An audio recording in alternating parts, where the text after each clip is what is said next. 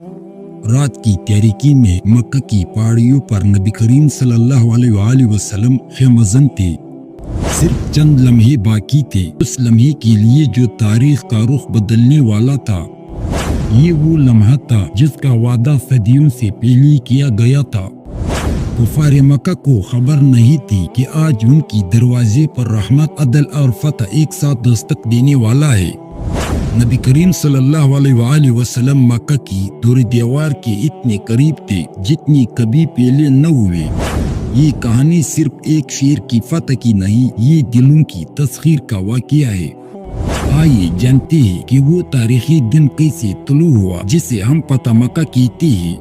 تو ویڈیو کو آخر تک ضرور دیکھیے۔ میں ہوں عبد الناصر اور آپ دیکھ رہے الناصر وائس چینل۔ رات کی تاریکی میں حضرت عباس رضی اللہ عنہ نے ابو سفیان کی آواز پہچان لی اور وہ اسی خیال سے نکلے تھے کہ کوئی مکہ مکرمہ کا بااثر آدمی مجھے مل جائے تو اس کو خطرے سے آگاہ کر کے ترغیب دو کہ اب مسلمان ہو جانا ہی تمہارے لیے مناسب ہے۔ انہوں نے فوراً ابو سفیان کو آواز دی اور کہا کہ اے لشکر، حضرت محمد صلی اللہ علیہ وآلہ وسلم کا لشکر ہے اور صبح مکہ مکرمہ پر حملہ آور ہوگا۔ ابو سفیان کی ہوش و حواس اڑ گئی اور حضرت عباس رضی اللہ عنہ کے قریب آ کر کہا، پھر اب کیا تدبیر کرے؟ حضرت عباس رضی اللہ عنہ نے کہا کہ تم میرے پیچھے خچر پر سوار ہو جاؤ، تمہیں رسول اللہ صلی اللہ علیہ وآلہ وسلم کے پاس لیے چلتا ہوں، وہی تم کو امان مل سکے گی۔ ابو سفیان بلا تعمل خچر پر سوار ہو گیا اور اس کے دونوں امرائی مکہ مکرمہ کی جانب چلے گئے۔ حضرت عباس رضی اللہ عنہ ابو سفیان کو اپنے پیچھے سوار کیے ہوئے جب اسلامی لشکرگاہ کی طرف لوٹے تو حضرت عمر فاروق رضی اللہ عنہ راستے میں مل گئے۔ حضرت عمر فاروق رضی اللہ عنہ نے ابو سفیان کو پہچان لیا اور اسے قتل کرنا چاہا، لیکن حضرت عباس رضی اللہ عنہ خچر کو محض کر کے تیز رفتاری سے نکل گئے۔ حضرت عمر رضی اللہ عنہ پیدل تھے، وہ بھی پیچھے پیچھے تلوار لیے ہوئے آ رہے تھے۔ حضرت عباس رضی اللہ عنہ آن حضرت صلی اللہ علیہ وآلہ وسلم کی خدمت میں پہلے پہنچے۔ ان کے بعد ہی حضرت عمر فاروق رضی اللہ عنہ بھی پہنچ گئے اور عرض کیا کہ یا رسول اللہ، یہ کافر بلا شرط قابو میں آ گیا ہے، حکم دیجئے کہ اس کی گردن اڑا دوں۔ حضرت عباس رضی اللہ عنہ نے کہا، میں ابو سفیان کو امان دے چکا ہوں۔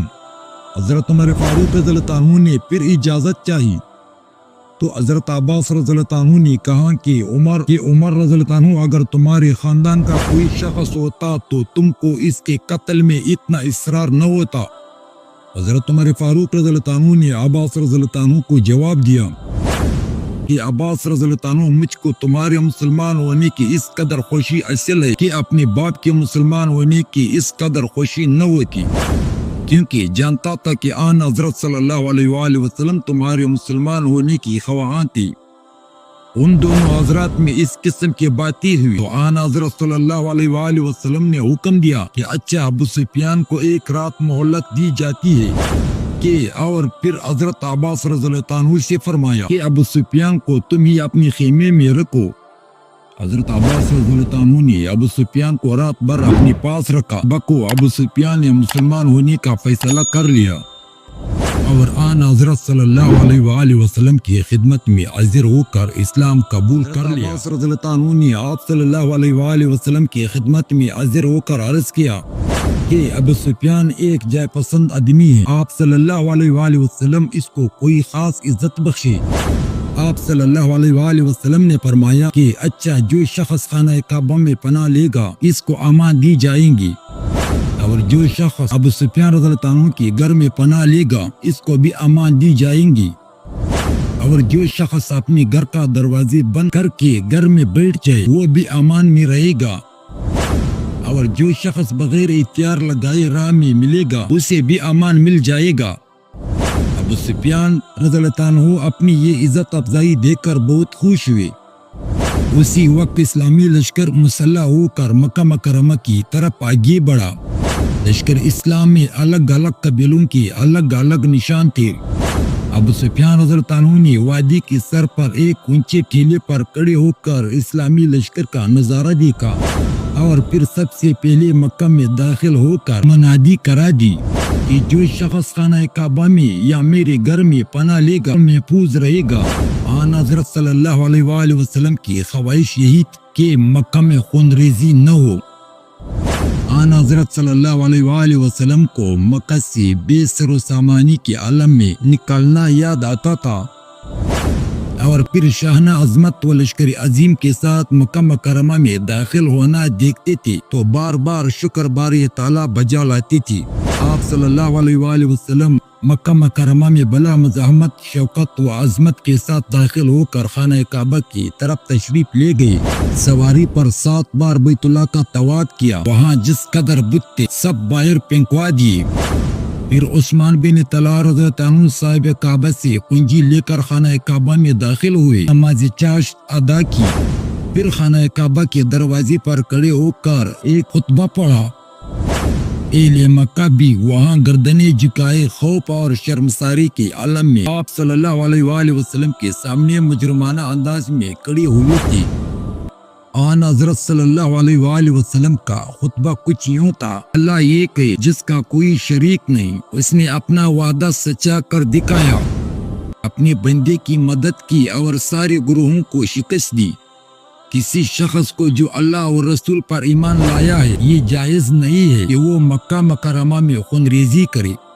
کسی سرسبز درخت کا کاٹنا بھی اس میں جائز نہیں ہے۔ میں نے زمانہ جہالت کی تمام رسموں کو پاؤں میں مسل دیا، مگر مجاورت کعبہ اور حاجیوں کو آب زمزم پلانے کا انتظام باقی رکھا جائے گا۔ اے گروہ قریش، تم کو اللہ نے جہالت کی تکبر اور آبا پر فخر کرنے سے منع فرما دیا ہے۔ کل آدمی آدم علیہ السلام سے اور آدم علیہ السلام مٹی سے پیدا ہوئے تھے۔ اللہ تعالیٰ فرماتا ہے: اے گروہ قریش، تم کو معلوم ہے کہ میں تمہارے ساتھ کیا سلوک کروں گا۔ اس سوالیہ فکرے کو سن کر قریش یعنی اہل مکہ مکرمہ نے کہا: ہم آپ صلی اللہ علیہ وآلہ وسلم سے بلائی کی توقع رکھتے ہیں، کیونکہ آپ صلی اللہ علیہ وآلہ وسلم ہمارے بزرگ بھائی اور بزرگ بھائی کی بیٹے ہیں۔ آپ صلی اللہ علیہ وآلہ وسلم نے یہ جواب سن کر فرمایا: اچھا، میں بھی تم سے وہی کہتا ہوں جو یوسف علیہ السلام نے اپنے بھائیوں سے کہا تھا، آج تم پر کوئی ملامتی نہیں، جاؤ تم سب لوگ آزاد ہو۔ اس خطبے سے فارغ ہو کر آپ صلی اللہ علیہ وآلہ وسلم کو صفا پر جا بیٹھے اور لوگوں سے اللہ اور رسول کی اطاعت کی بیعت لینے لگے۔ مردوں کی بیعت سے فراغت پا کر آپ صلی اللہ علیہ وآلہ وسلم نے حضرت عمر بن خطاب رضی اللہ عنہ کو عورتوں سے بیعت لینے پر مامور فرمایا اور خود بنفس نفیس ان کے لیے استخبار کرتے رہے۔ صفوان بن امیہ فتح مکہ کے بعد بخوف جان امن کی طرف بھاگ نکلا۔ عمیر بن وہب رضی اللہ عنہ نے جو اس قوم سے تھے، آن حضرت صلی اللہ علیہ وآلہ وسلم کی خدمت میں حاضر ہو کر صفوان کے لیے امان طلب کی۔ آپ صلی اللہ علیہ وآلہ وسلم نے اس کا امان دی اور اس امر کی ثبوت کی غرض سے اپنا امامہ جو مکہ مکرمہ میں داخل ہوتے وقت آپ صلی اللہ علیہ وآلہ وسلم کے سر مبارک پر تھا، مرحمت فرمایا۔ عمیر بن وہب صفوان کو یمن کے قریب سے واپس لایا۔ اس نے آن حضرت صلی اللہ علیہ وآلہ وسلم سے 2 مہینے کی مہلت طلب کی۔ آپ صلی اللہ علیہ وآلہ وسلم نے 4 مہینے کی مہلت عطا فرمائی۔ یہ صفوان وہ شخص تھا جس نے مسلمانوں کو مکہ مکرمہ میں داخل ہوتے وقت مزاحمت کی تھی اور پھر تاب مقاومت نہ لا کر فرار ہو گیا۔ یہی حالت اکرمہ بن ابو جہل کی بھی ہوئی، اس کو بھی آپ صلی اللہ علیہ وآلہ وسلم نے معاف فرمایا۔ یہ دونوں جنگ عالم کے بعد بخوشی مسلمان ہو گئے تھے۔ کعبہ کے بتوں کا ٹوٹنا گویا تمام ملک کے بتوں کا ٹوٹنا تھا۔